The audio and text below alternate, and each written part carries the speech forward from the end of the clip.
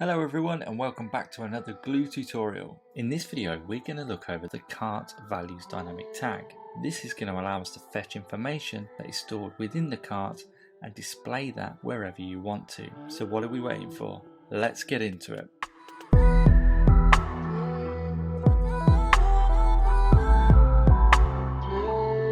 If we head over to our header, what we're going to do is actually create our own custom alert. If you had an incentive for free shipping and the customer had to spend £100 for example, what we can do is actually alert the user of how much they've actually got in their cart versus how much they need to spend. So let's go ahead and take a look at this. What we're actually going to use is our dynamic composer widget. Now we've done a whole other video on this in detail, but let's go ahead and take a look.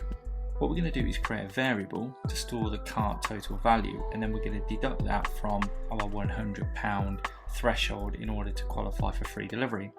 So let's jump in and take a look at how this works very quickly.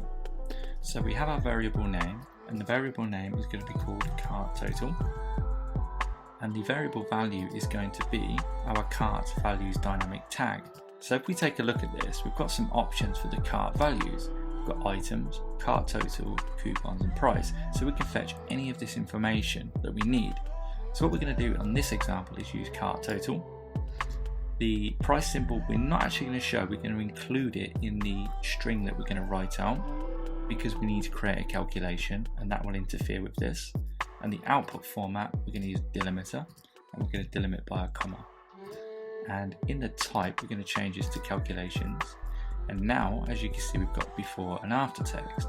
So let's go ahead and write our string, and then we're going to do the composer part, which is the calculation. So the before text is going to be, and as mentioned before, that we're going to put the dollar symbol in the actual string itself. And then in the composer field, we're actually going to do the math and the calculation. So we're going to deduct from our £100, our variable name, which is cart total.